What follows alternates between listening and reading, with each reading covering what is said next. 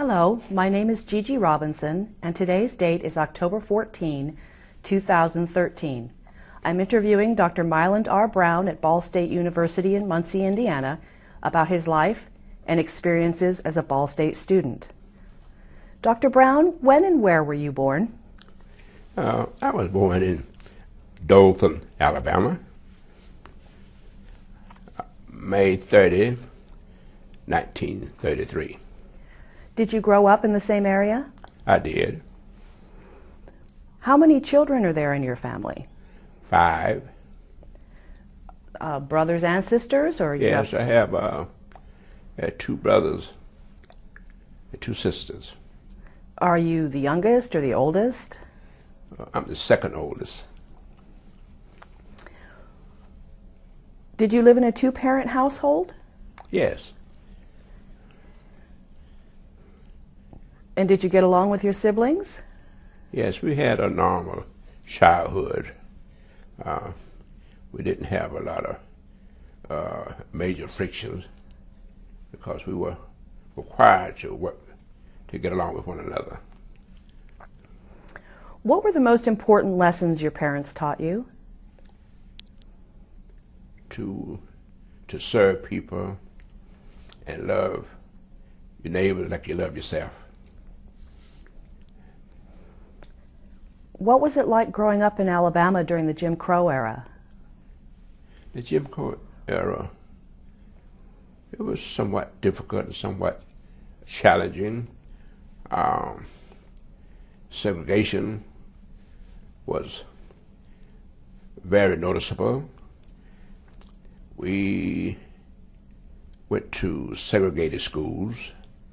My entire public school adventure was at a segregated school, and we lived in isolation from the white students and the schools that they attended.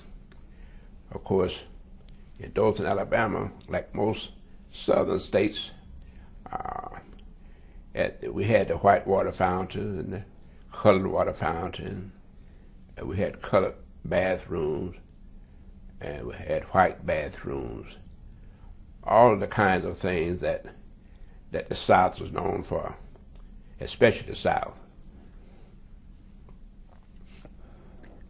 Do you think you received a good education at the segregated school? Well, very much so. I think there's a misconception about the quality of education that black students receive. For example, when we finished high school in the segregated schools, we were ready to go to college. We were well prepared. Our teachers did that. And we didn't have to do any remedial work when we got to college. In fact, many of the teachers that taught us in Alabama, Doyle, Alabama, a lot of them had gone to white colleges also. In fact, Ball State University was well known back then as a teacher's college. Many of the blacks looked upon Ball State as the MIT of teacher education. So they were very familiar with Ball State and the quality of its program. But we were prepared, well prepared, when we finished high school, because we were taught the same curriculum that the white students were taught in their schools. Now, we didn't have as many of whatever it was, but they took what they had, and because we were well disciplined, we came out of homes instead of houses. Because during my generation, growing up, we had a mom and a daddy there all the time, and the parents demanded that we had respect for everybody. In fact, we were raised in Alabama, in Doyle, in my household.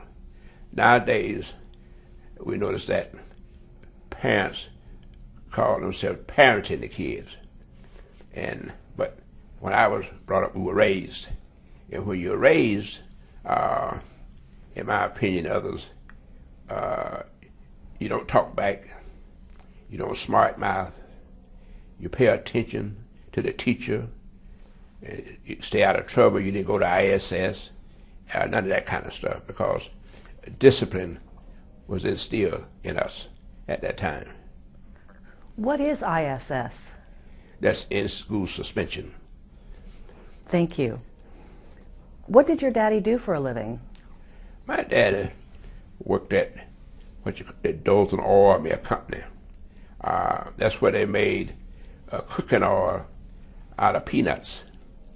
And my dad worked at the oil mill. He used to take samples the old-fashioned way. He used to come on a truck and take a sample, and they would take it into the office there, and they would do whatever they do. And that's what he did for a long time. Of course, to make ends meet on the weekend, he also was the night watchman, what have you. So he was a good provider. And when he got overtime, was able to work overtime, that was a plus, because we knew when we heard the word overtime, we know Daddy going to give us some extra money for candy and stuff like that, you know. And that was so good. And one time when my parents were renting the house where we lived, it leaked all the time, and the owner would not get it fixed. So Mama said, when your daddy gets some more overtime, I'm putting it in the bank, and we're going to save it. And when we leave here, we're going to buy a house, buy a home. And they did. See, so they were very resourceful and industrious, although double standards when it came to pay, what have you, was a practice there. But my daddy took the money that he had, and he brought it home, and they put it to good use to see about the children. And of course, my daddy absorbed a lot of degradation, you see, because oftentimes they would call the adult men, they would call them boy, stuff like that. I call them by their first name, being very disrespectful.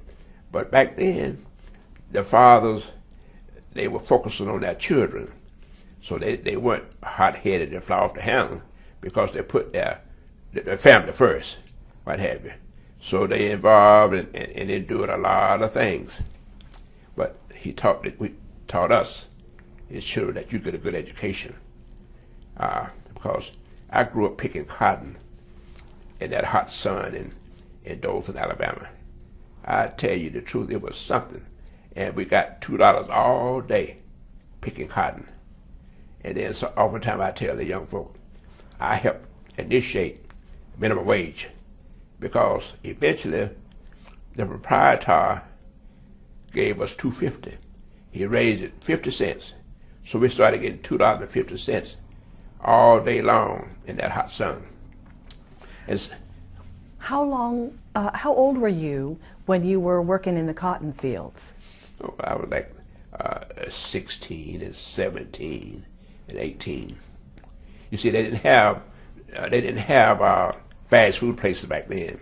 They didn't have McDonald's and Hardee's and Papa John's, Pizza Hut. So we had to do that to get some money to buy our books to go to school, because we had to buy everything. And I recall a time when it would be like 100 degrees out there. And sometimes Mama and the other adults would say, well, we're going to the shade for a while. They say, you young, just keep on picking. I said, Mama, why can't we go to the shade too? We're hot. Mama said, you can't go to the shade because you haven't finished your row. There was a lesson in there. And even now, I tell the young folk, if you haven't finished your row, that means that you don't have a GED or a high school diploma. You see, so I use that as one of my motivational pieces when I do motivational speaking. Now, did you continue to work the fields after you graduated from high school, or did you go on to a different type of work? Well, when I finished high school in May 1952, I didn't have a clue about going to college. But Coach Bryant asked me one day, said, son, are you going to college?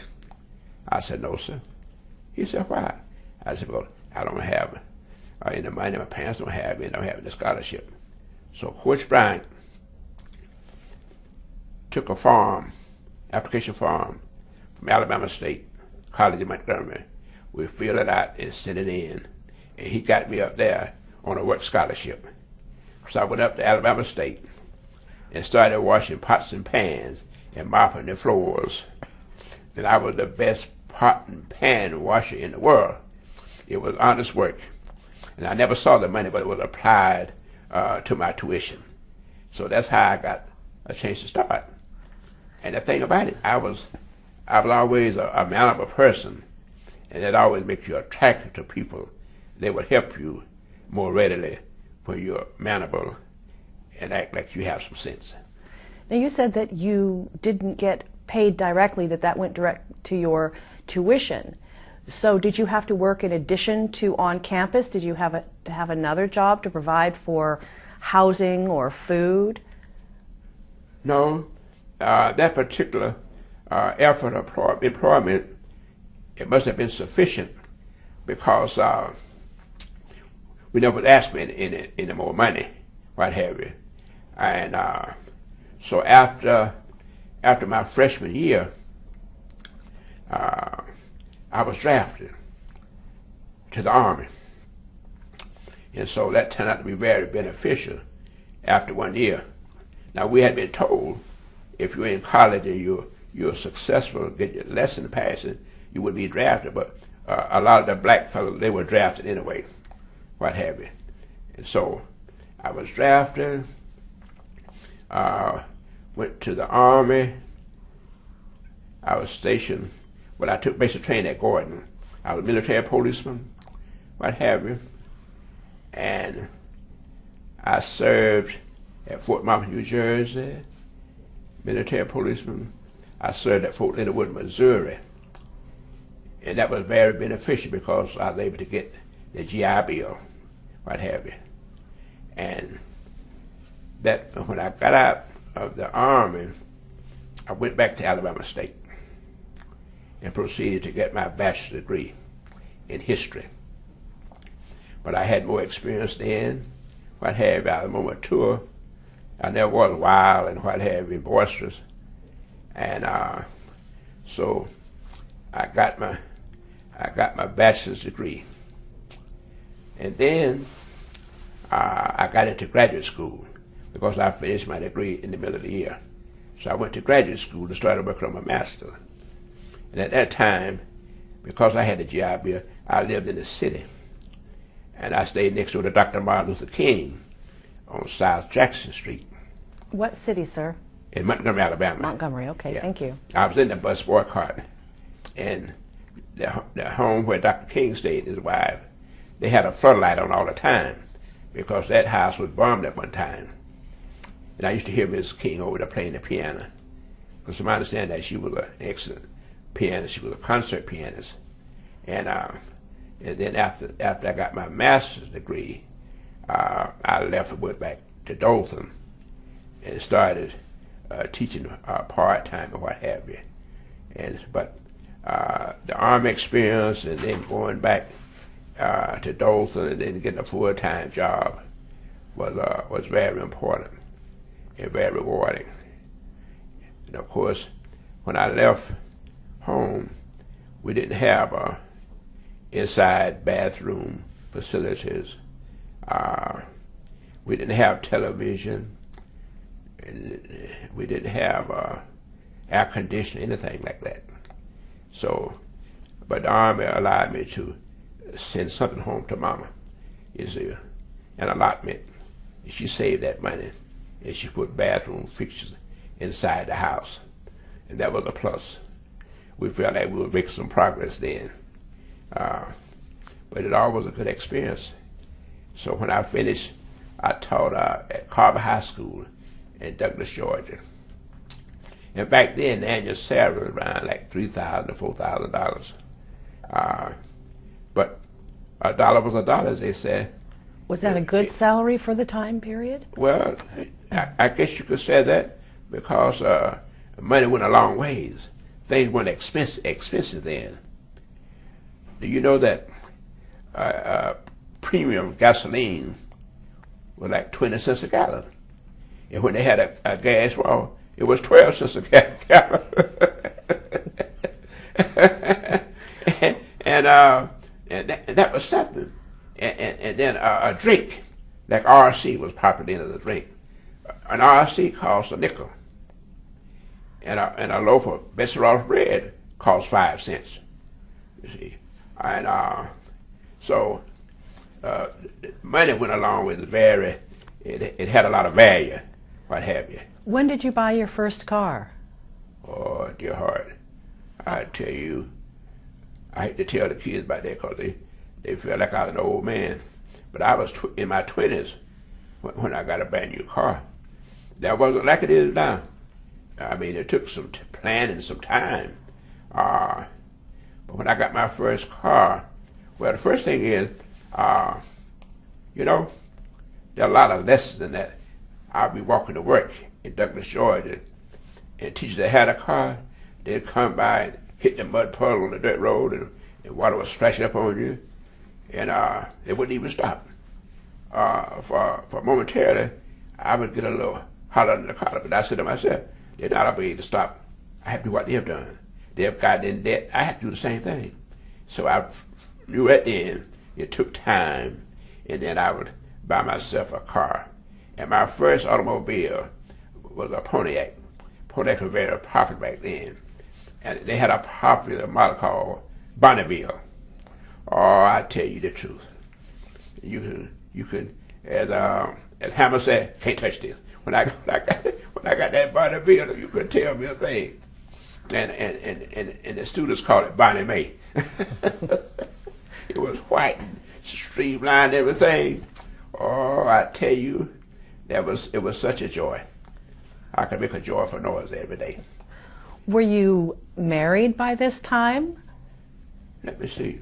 No, I wasn't married at that time. I got married, I think it was 1963. I was working at Fort Valley State in Fort Valley, Georgia. So somewhere about that time before, I was invited by Dr. Hannaford, Beck Hannaford's daddy, to come to Ball State. But at the same time, but my wife, she said, I'm going to Ball State. So I said to myself, how did she know about Ball State? You know? And she said, somebody told her that Ball State had the best speech program in the United States. So that's why she chose Ball State. And I said, I got to go too, can't stay here by myself. And I took off too. I followed my wife to Ball State. So I started writing Dr. Hannaford, what I had, Dr. Fair. And in a year's time, it was a university. I told my wife, Jane, I said, boy, that was fast. But I came to Ball State as a doctoral teaching fellow. And Beck Hannaford's dad, Dr. Hannaford, he was something, Harvard PhD. But he told me in a letter, he said, I want us to select one or two promising Afro-Americans that I felt like could make a difference. And I felt like I needed to make a difference in what was going on in the world. So I came here as a doctoral teaching fellow in 1965. I recall David Letterman came at the same time. He registered in 65. So that was the beginning. My wife came here in the speech department, and Dr. Hoops was the chairman, Steyer or what have you. And she got a master's in speech pathology and all that. My wife did in 1967. Yes. Was it different here in Muncie than where you had come from, as far as the social climate? Yes, the social climate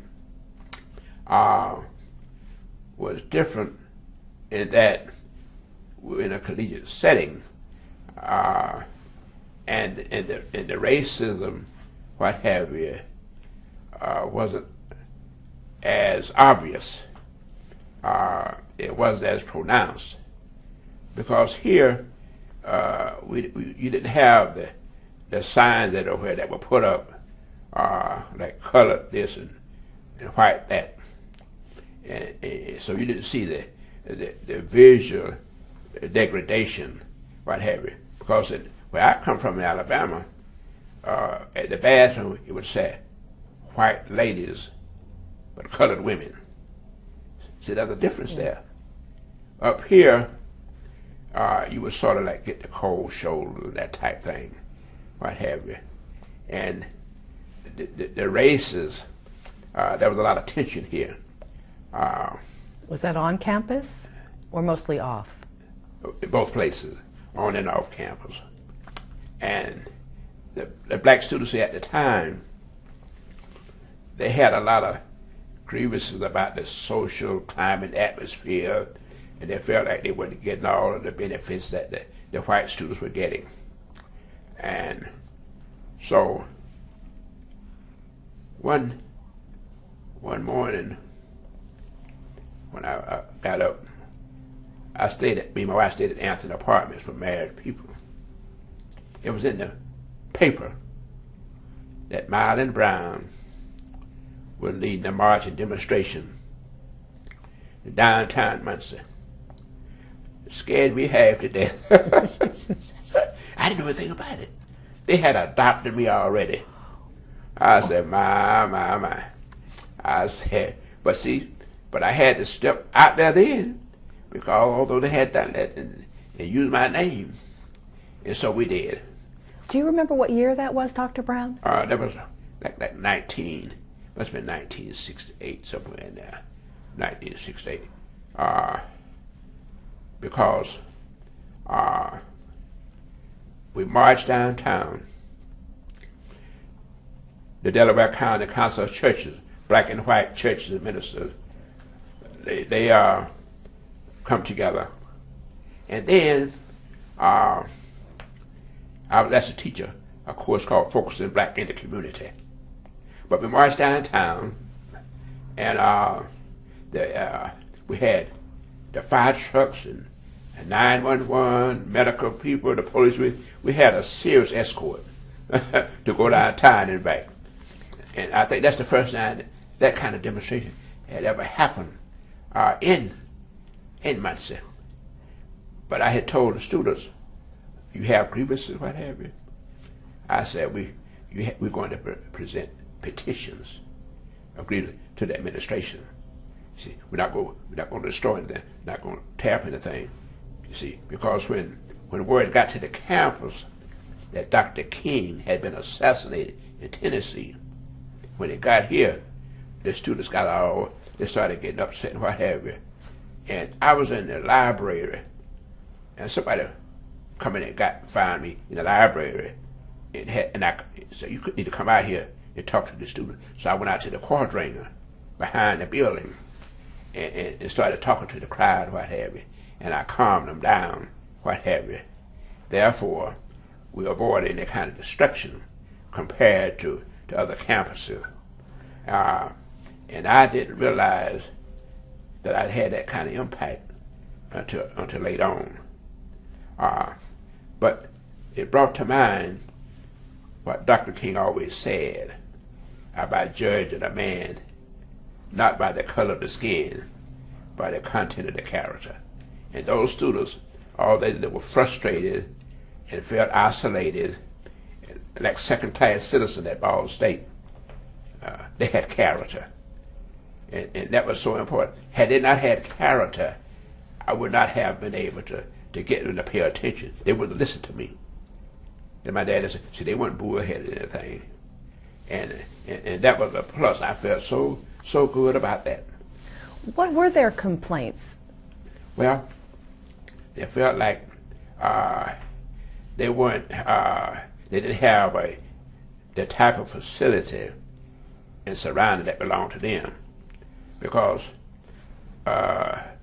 most of the white organizations, sorority, what have you, they had the ability and everything, and the blacks didn't have anything like that. A more socialized setting to come together. So out of this frustration, we had the Character Heritage Center. Now, it's had several names since then. Bob Cody, who was a varsity football player, and he was graduating my first year here. I think he was the first one that took that over. And he was there for several years, what have you. And so, but when they established that Character Center, what have you, then they started having diversity there. That was a plus, because I used to come up here every year and speak to the students, what have you. And so that was very important. And I was part of what they were trying to do, and we made a lot of progress when it came to the social atmosphere and that type thing. But you see, you have to look at where the students were coming from. You have to look at the source, what have you. And you had one or two blacks that could just fit in anywhere. But again, you have to be able to process all of that, what have you. For an example, when I was teaching history classes here, the white students in one class asked me, say, Mr. Brown, say, how is it that you understand us so well? So I knew right then they never had a black professor, didn't expect one, but I had been familiar with white students. I said, well, when I looked out in the classroom and I saw individuals walking upright with 2 arms, 2 legs, and 2 eyes, I said, Brown, the rabbit's in the briar patch. and that was that just broke the ice on that. And then about that time, the flower children thing started. The kids started going to San Francisco, and they had a song about that. When you come out, be sure to wear a flower in your hair. So I got the word that some of my students, they would withdraw and go to San Francisco. And they weren't going because of academic problem. I said, why are you going to San Francisco? Yes, sir. And being old school. I said, well, what did your parents say? They said, they ain't have nothing to say. I was surprised. This is a new day here. I said, you got to get in a state of readiness here, you know. But those that left, they want to join the movement and what have you. And of course, I continued to teach. And Dr. Farrell and Dr. Hannaford Beck's father, they were friends, everything. Such supportive people, so much compassion. And I recall one day I was assisting Dr. Farrell, and one of the white students, yes, young man, because Dr. Farrell was talking about this and this and this. He said, when are you going to start teaching history? Boy, Dr. Farrell's face got so red. I said, you done dropped your can in the sand now. So Dr. Farrell paused a minute, and he said, young man, there's more to history than who discovered America. I said, oh, mercy. I wish I had said that. And so that took care of that. See, and think about it. They had come here with that fixed idea about what history and what have you. They've forgotten that is a different place now. This is college, what have you. But Dr. Farrell, he was always had a good response and ready for things, and just as compassionate as he could be. You see, and that's why they laid the groundwork, you know, for students coming here, black or white, but especially minorities, because you see, Dr. Burkhardt, the vice president for academic affairs, he was one of my rocks, and Dr. Hannaford, Beck's daddy, and Dr. Farrell, and Dr. Kanker, head of the graduate school. Boy, they was something. It was all about education, and they were compassionate and very supportive in moving this university forward. You see, and of course Dr. Emmett was the president, but because of that kind of background, what have you, that's why Ball State moved forward. you see. Now, when you say move forward, are you talking academically? Are you talking socially, as in diversity? What specifically are you referring to? Well, I'm thinking in terms of our continue to attract more students, especially black students. Also, to address the grievances, like having a setting that they would feel comfortable in, you see, and that's when they had the special program, you know, and had the household. Because I was looking at a document in my folder. In 1980, I was up here, and the special office over there was providing things. And then when I would come up here, I'd see the different ethnic groups over there, and that was a different atmosphere, a much better atmosphere then than it was at the time. And so, and then when it would come to other activities on campus and getting the students involved, what have you, that was obvious also. It was noticeable that more and more students would come in, what have you. And then when you had kids coming in from other places, what have you, that made quite a difference too. The diversity, the student body, what have you. And so that was a plus. And they continued to invite students of different backgrounds, what have you. Has it met your expectations, the amount of diversity that you see on campus now? Do you think there's enough diversity on campus now? Has that met your expectations? Well, if you're talking about a larger enrollment from different ethnic origins students, that's increasing, and I feel like it's going to improve because of the people in charge of the administration. That's a major project of theirs, to have more diverse students to come in, you see. So a special effort is being put forth, and that's very overt, and that's very important, because, you see, Ball State, it has so much to offer. You see, this isn't a little country teachers college anymore. Because when I contract Ball State worldwide, just like that, it was a university. And right there, that would tell you something about movement, you know, and moving forward and offering more courses, what have you. And the facilities are out of this world. The facilities are just great. And then the athletic program has began to become a brand name, what have you. And then you had athletes being drafted, you know, to the pros, what have you.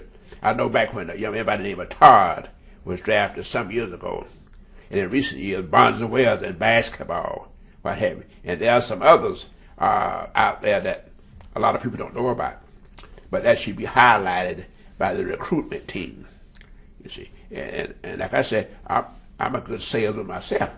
I haven't been able to make the impact because down there where I am, they have some serious basketball players and football players down there. I recall I went down to my hometown back in 1965, 66. There's a young man by the name of Artis Gilmore. He finished high school in Doyle, where I'm from. And the administration knew about that. So I went down there to recruit him. But when I got his transcript, his academic record, brought it back, that was the killer. It indicated that he wasn't very academic. He wasn't very studious. So that became null and void. At the same time, he became a superstar in the NBA. So then you have to sort of figure out what you want to do here. But if you're going to be strictly academic and standardized tests and 1,400 on the SAT and all that kind of stuff, you know, that can prevent you from getting in. Now, but at the same time, when I worked at the State University of New York, they had two avenues. They had two admission policies. They had the policy for those students that were very academic, and they had made those high scores on the SAT and what have you. And then the program that I had, it was called the Educational Opportunity Program. You see, so in this program, all you needed was like a C average and about 4 or 5 strong letters of recommendation, what have you, and a good background check. And if there was, they came into my program. And the thing about it is that there's like Alan Blankstein, the white kid that wrote the book, Failure is Not an Option. It's a bestseller and won a book award. I got him into SUNY Potsdam with a GED. It's because of the type of program I had. And the rest is history. You see, in that book, I'm acknowledged. In the second book, The Answer in the Room is dedicated to me. But he's had a GED. And the rest is history. He established the Hope Foundation in Bloomington, Indiana. You see, so all I'm saying is, at Ball State, to continue to swell the population, employ some flexibility. You see, because being MIT of teacher education, they must know, teacher education must know that all flowers do not bloom the first day of spring. They learn that in maturation and human development. Therefore, a person may not be doing good right here, but the potential is there. You have late bloomers, what have you. So I would like to see them continue to attract and cultivate and get the minority students to come here because it has so much to offer. See, if you come to Ball State University and jump on the scholarship at Ball State University, scholarships going to lead to some ownership, what have you. And Ball State will prepare you for that. See, you need something up here, what have you. And I know when Dr. McHaney taught me curriculum and instruction, I tell you the truth, my. And when he passed, I didn't know he had passed because the last time I was here for homecoming, we sat together at the stadium. So his wife, Dr. McHaney, told me that she's so sorry that she wasn't able to locate me. So they sent me the obituary. But Dr. McHaney was a rock in curriculum instruction. Dr. Hoover, an author, is so sorry. He taught me historiography. He when I finished, I could write better because of Dr. Hoover, what have you. And see, so we have those kind of professors, and Dr. Rosenberg, what have you. You see, and so we still got professors here. The legacy is still here, and we have subsequent people that are employed here. They continue the legacy to give a student what they should have, because when you're a youngster and away from home, you need a lot of support. Now, with all of the things that you learned here, and I can tell you're an enthusiast of our university, as am I myself, what was the most valuable lesson you took with you when you left? Well, the most valuable lesson is that you still have people in the majority population. You still have good people that are concerned for you as you are and willing to give you an opportunity and look beyond the color of your skin and give you an opportunity to show what you can do. You see, and that's very important because on the outside looking in, you wouldn't think so. But also, it's what you bring to the table as a student.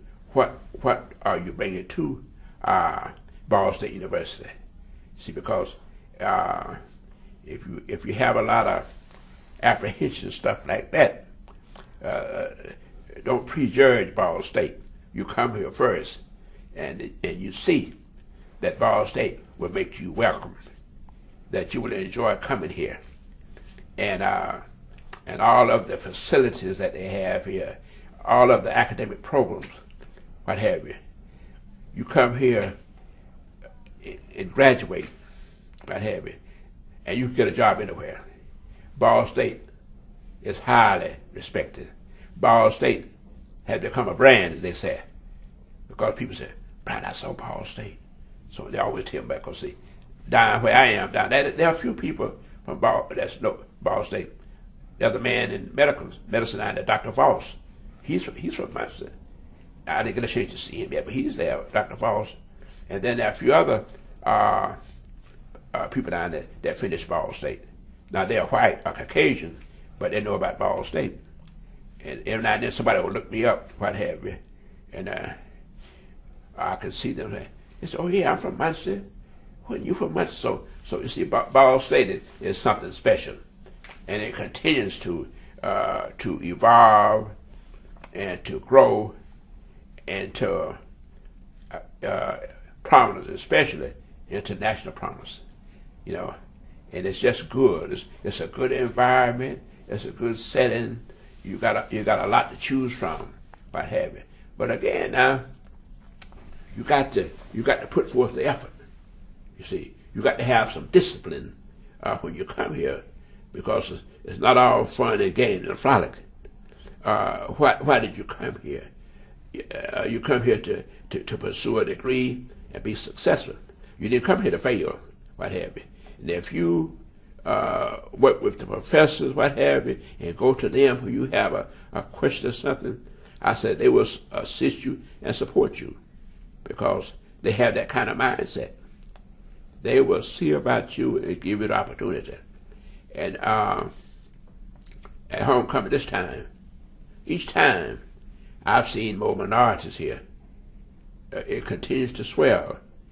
The administrators here continue to attract minorities, and they're able to get the students to understand. You know, take a chance on Ball State, and you'll be glad you did. You see, this is very important, and I try to tell them out here. I said, now, what you need to do, you need to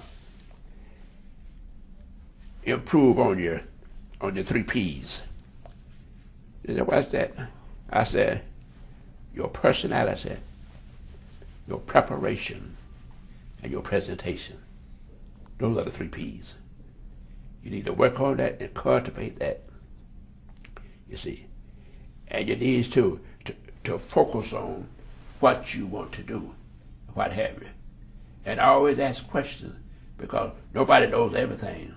But there's somebody at Ball State will come to your rescue and help you to understand, you know, what it is that you need to do.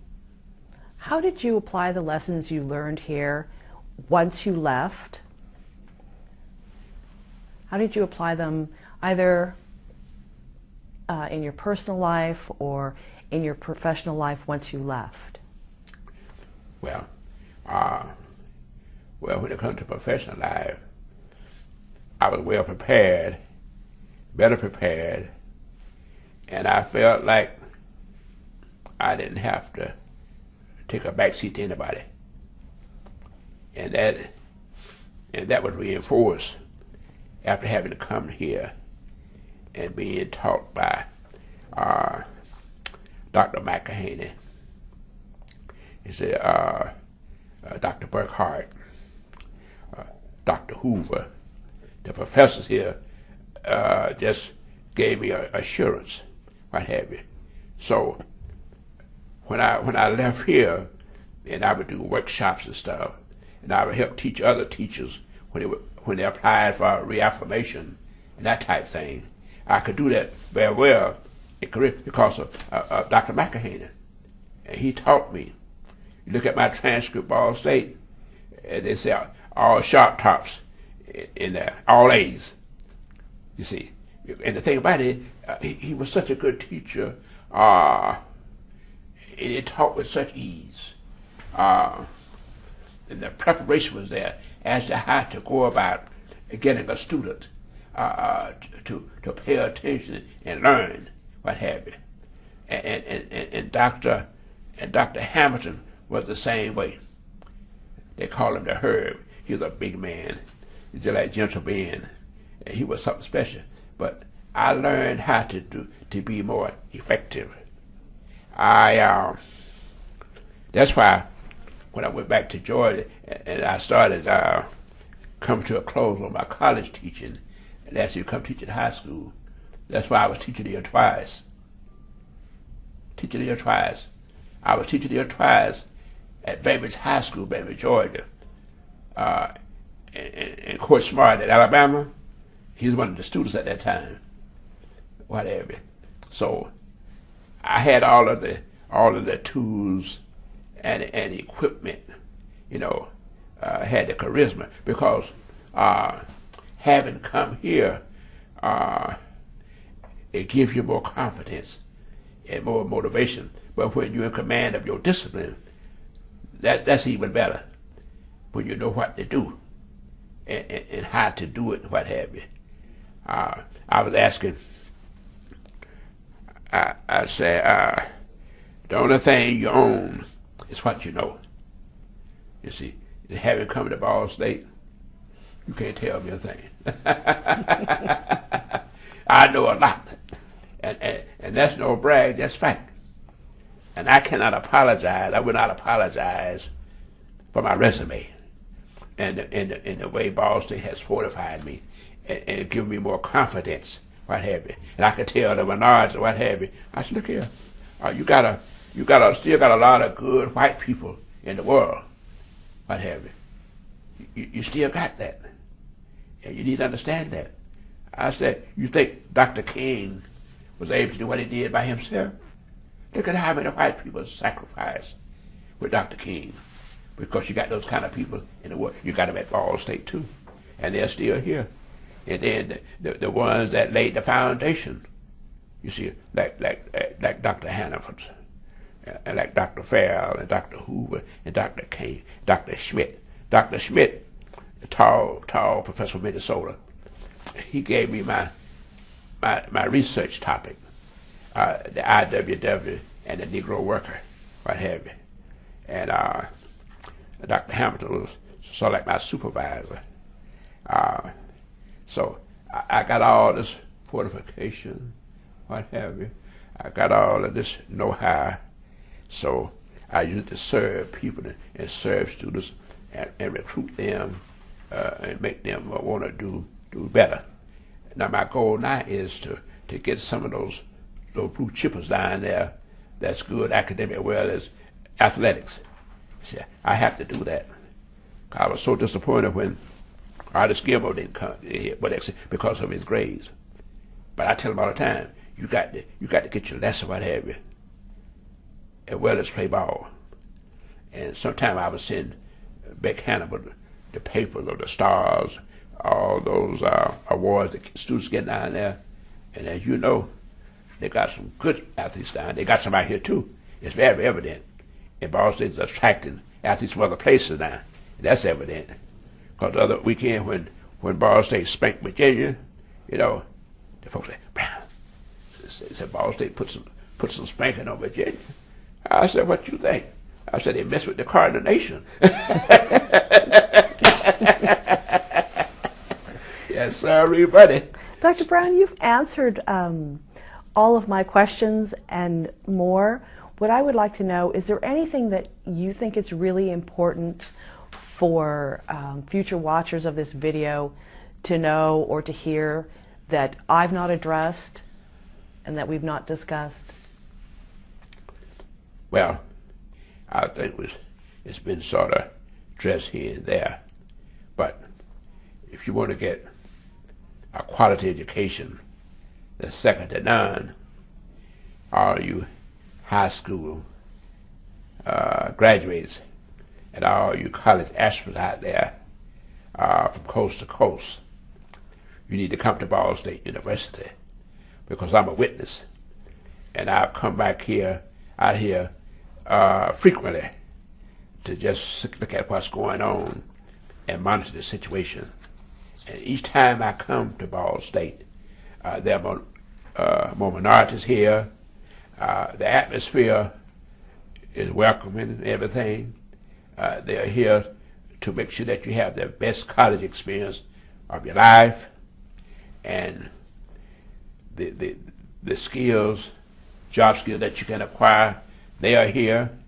You got all of the athletic facilities, our technology, the wireless technology is state of the art. You see, nobody has better facilities and better faculty members than Ball State University. And you have a wide range of things to choose from. We have a nationally recognized volleyball team. We have nationally known golf teams, the football program, the intercollegiate program. It's just tremendous. You know, sometime when I'm down there and I see it come across the television, somebody called me, said, "Brown," said, "Ball State just defeated somebody." I said, "What did you expect?" Well, I said, the Cardinal Nation is for real. We are playing, huh? Ain't nothing like being in the winner's circle. There's nothing like triumphantness. See, I said, when you finish Ball State, it's just like Julius Caesar, who was going back to Rome from a campaign for the Roman Empire. And while he was gone, the other folk that was in charge, they sent a person, told him, "Don't come back." They sent a courier. Julius Caesar said, "You go back and tell them I've crossed the Rubicon, the point of no return. So I can't turn back." Now, as you know, Julius Caesar went on to Rome and they assassinated him. And then when it came time to the funeral, like the Ides of March, Anthony says, "Friends, Roman countrymen, we come to bury Caesar, not to praise him, because they knew better. It should have been, but you come to Ball State, you cross the point of no return, but you're going to be triumphant. You're going to be able to move forward with pride, you see, and you'll be able to get a job anywhere in your field of expertise." Thank you. Thank you. Well, Dr. Brown, on behalf of myself, the Black Student Experience at Ball State Project, and Ball State University, I'd like to thank you for your service, first of all, to our nation, and to our university and the Muncie community for your work that you've done here.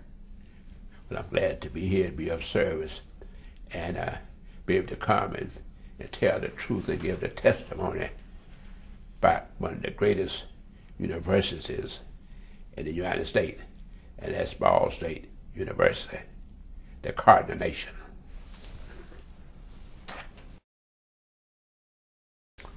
A conversation about that, it's just like now, you got people taking sides or what have you, but and that is based on the way you see war as a spiritual or moral thing, what have you. And then the other part is how patriotic you are. You see, because if you're patriotic and in love with a leader, well, you're gonna be you're gung ho about that. So those different categories, about what's morally right, and then those people that believe that thou shalt not kill, like the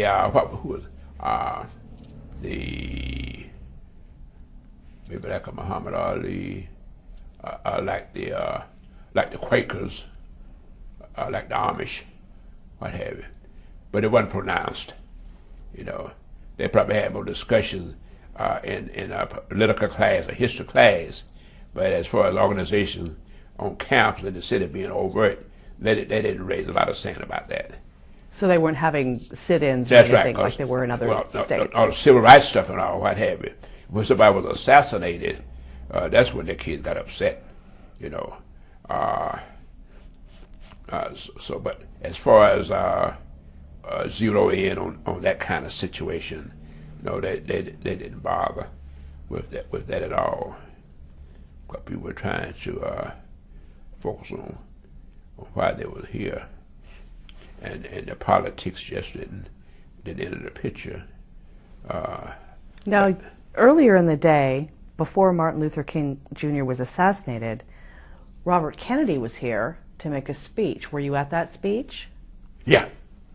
What did you think of what he had to say? I've watched some of it on video, but we don't have a full-length video of it here on campus. You know, I think I'm like the majority of the citizenry in the United States.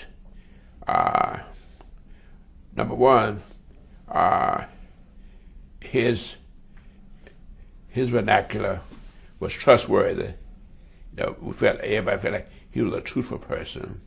He was very cerebral, and he was about equality and that type thing. You know, when you see what happened when he was the Attorney General. Yes. When was standing at the schoolhouse door, what have you. So he was manning the wheel at that time, and he was very precise and prompt. He didn't do a lot of lollygagging and messing around. He was very clear, and he acted promptly on things like that. So he would have been, in my opinion, and some others that feel like we have an ability to think, what have you. America would be different. The world would be different had he become the president of the United States, because he was something special.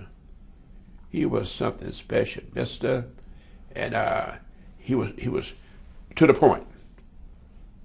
He would give an order, and that was it. You see, and that's a good example. His decision was based on quality information. You see, the knowledge that he had dictated the decision that he made, and he was so good. My. So being on campus, and then back then we had military people coming here too, high profile people, like Eisenhower's brother, people like that. They came to the auditorium, what have you. But you had a lot of high-profile presenters in the military, in education, what have you, entertainers, James Brown, Johnny Mathis, Mahalia Jackson, what have you, people like that. So it was a good time, a good atmosphere, and people came together, and especially when we had the Focus in Black thing that they asked me to do. They asked me to do that, and as you can see in the article, it was well attended, and that helped to improve relations quite a bit. You see, because the thing about it, the white students, what have you, they weren't being taught, about achievements and what have you. So they weren't being taught black history then? That's right. It is just like I always mention the comic strip BC. When the man, when BCS, old great guru, why do they call us prehistoric? And the great guru said, because we've never done anything. And the point is, you have to understand the concept of prehistory, because in prehistory, nothing had been recorded. So how could we know that we've done? But in fact, we had. They did the same thing in the school system. They kept it out, they tried to, we haven't done anything. The only people that have done anything in that entire race is Booker T. Washington and George Washington Carver. Same thing. Therefore, if you don't have the knowledge of somebody, because see, knowledge makes you appreciative of things. That's what attracts you to this and thus and so, by having a knowledge of something. And that's still a shortcoming. But when I go and talk to the young people, I say, do we have diversity? Do we have it in high school? They say, yeah. So then I prepare something that will fit. And you don't say certain things based on children, what have you. And I would have a thing for them also.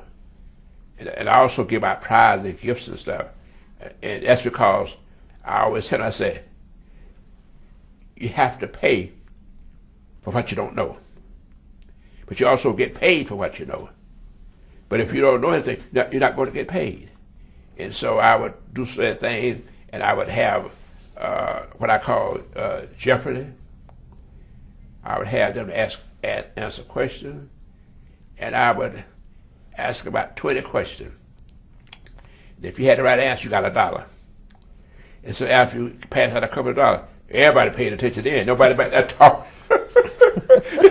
Everybody run up front there. And when I did something in I think it was Charlotte, North Carolina, and there were a lot of kids there, black and white children. So what happened is the white kids they hadn't won any gifts yet. The black kid was beating them to the gun. So somebody came and said, Dr. Brown, he said the white kids, they haven't won anything and they're so disappointed. You know, of course they were there with the parents. So that I made sure that the white kid won some money too, what have you. And when I did that, everything was so mellow. All the kids everybody was so happy, what have you. See, but you got to learn to appreciate people, what have you. You got to understand the origin of things. You see, because anytime any kind of action take place, action has 3 origins. And the lady that was here earlier, that left, we were talking today in the union at the table, and she talked about New Orleans, where she had been a long time, what have you, and she used the word condition. See, when something happens, I don't care what it is, it's based on 3 things: either a condition, or a person, or an event. You see, so that therefore, when something take place, why did it happen? See, Socrates is given credit for scientific inquiry, the scientific method. You know why? He had 3 basic questions: what happened, why did it happen, and what were the consequences? That's used every day. The policeman, the state trooper, the investigator, the first thing when they get there, what happened? They say, why did it happen? And then the consequences. You see, that's just basic stuff, what have you. And so when you understand that those tools, social science tools, then you can move forward then. But a lot of people, they aren't taught that. You see, and when it comes to the categories of knowledge, concepts, generalization, theories. In fact, I don't care what the subject is. Everything that we do in our discipline is in those categories right there, basic categories. So I tell them, as you proceed now to leave and graduate, I got 4 questions. What do you know? Where will you go? What will you do? And what are your values? See, that's important. Because you see, you need to know something. You need to have something upstairs here. And that's very important. And a lot of times they don't have that. I said now, when it comes to what's going to happen in the future, you have to be ready, regardless, because it's going to happen. You see, it's just like the basic rocks. You have the sedimentary, you have the igneous, and you have the metamorphic. You see, now the sedimentary, that's the solid rock. That's the mantle. That's what causes the earthquake, because when it fractures, and it's like this, you're going to have tremors until it all come back there again. But then, because of the tectonic forces underneath the surface, that's the one that transforms the igneous and metamorphic. That's where your gold come from, uranium, and all those precious stones. It's because of that sedentary has been transformed by the heat. Igneous, metamorphic. Huh? And that's what it's all about. So your lesson, what you learned, the knowledge, it will transform you also, you see, in your thinking, in the way you use information. And this is very important. But the students aren't being taught that. You know, they're just floundering, and the vocabulary isn't there. You see, I said, because when push comes to shove, you're going to have to perform. And when people start asking you questions, you know, you can't run and find out then. I said, because if we do not use a dictionary every day, and for each word we don't understand, we cannot take advantage of opportunities available to us. That's why in these policies and stuff, the first thing they do is define the definition as it means here. If you don't understand the definition, if you don't understand, like now, Obamacare, if you don't jump on that dictionary and see what it means, you're going to miss out.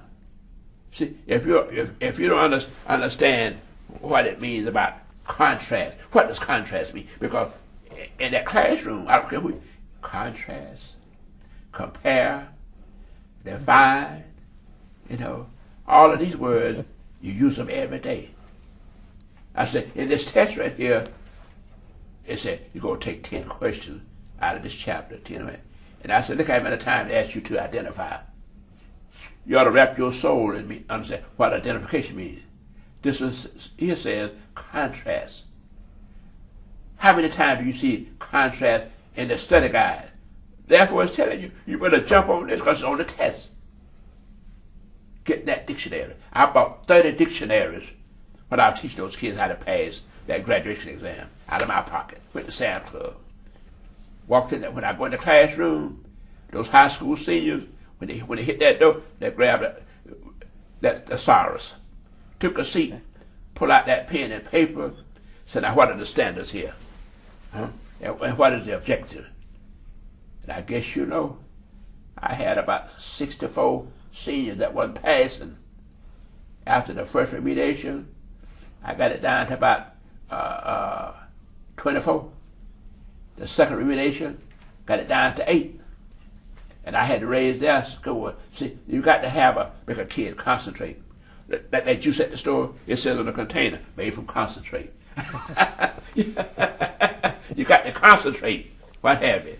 Turn off that TV, turn off that television, get off that cell phone, what have you, and concentrate.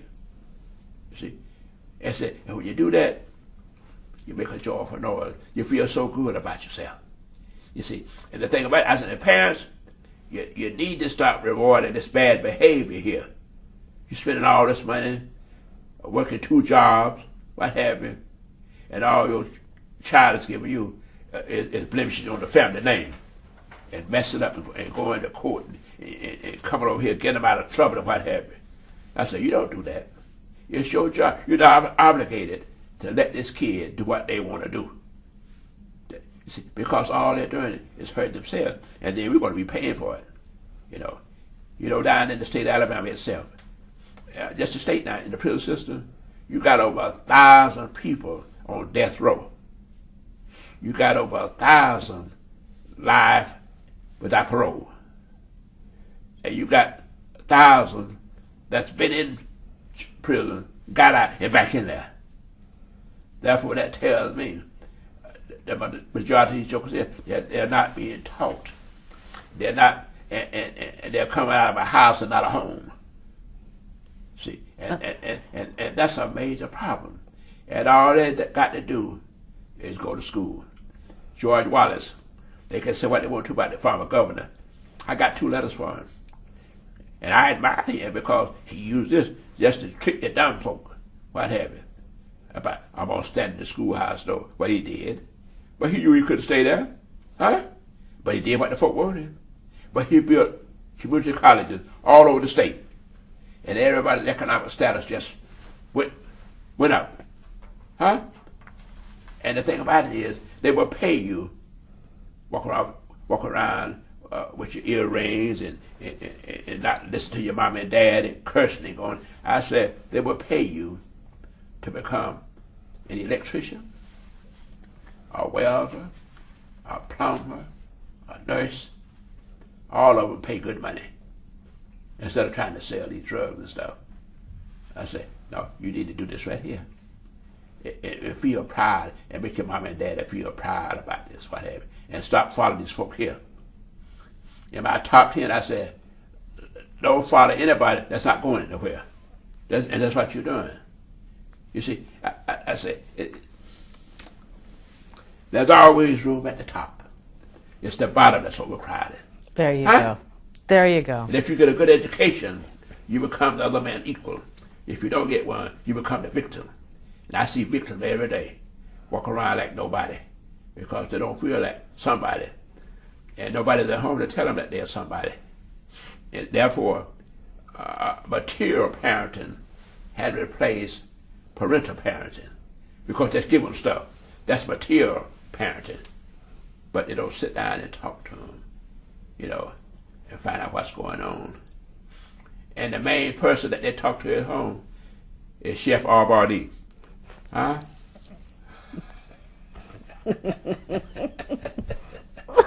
Huh? Yeah. That's all they know. Yeah. I told him, I said, you need a vocabulary. I said, don't walk around talking about yo. You talk about, hey bro. I said, no, that dog won't hunt. You can't talk like that. And you can't dress like that. Like it or not. I said, because you see, you don't own anything. Where's your ownership? I say, you don't work at McDonald's and wear your uniform. Wear that uniform. Somebody asked the kids, said, when Stedman Graham was in Dothan, doing his workshop, he said, how many of y'all know Shaquille O'Neal Shaq? She said, does Shaquille O'Neal sign the front of the check or the back of the check? They didn't know. She said, Shaquille signs the back of the check because the owner signed the front. Huh? That's what I'm talking about. You need some ownership. So if you come to Ball State and get some scholarship, you're going to get some ownership. Look at Serena and her sister. They own some of the Miami Dolphins. Look at Magic, the Los Angeles Dodgers. You see, ownership. Simmons, the guy that's rich now from that hip-hop stuff and all, what have you. They went to school, you know. Simmons and P. Diddy, they had to go to school and get some serious training in economics and stuff. Now they control all that stuff. But don't fool yourself, they went to school. Again, they show you how important education is. This ain't no accident. This is by purpose. I've been blessed to be 80 years now. I've had cancer surgery. I've had brain surgery. I've had cataract surgery. I've had all of these surgeries. And I'm still on top of the dirt. You know why? Not by accident, but by purpose. Because you got a lot to say so about how long you're going to stay here. It'll tell you in the scripture. Honor thy father and mother. That's how you prolong your days. Don't fool yourself. Well, you got to go sometime, blah, blah, blah, and all. It tells you in the scripture what to do. I said, my mama lived to be 97. And I said, Mama, I said, I don't understand this right here. And this is how wisdom is. Mama said, it's not for you to understand. Huh? Hey, that's serious wisdom, that's Gigi. That's some serious wisdom. When she said that, she set me free every time. Here I'm wrestling with something that I'm not supposed to understand. You're not supposed to. I said, oh, what a mama. Sister Willie Mae Bride. She was something. My. Hey, Chris, do you have any other questions? No.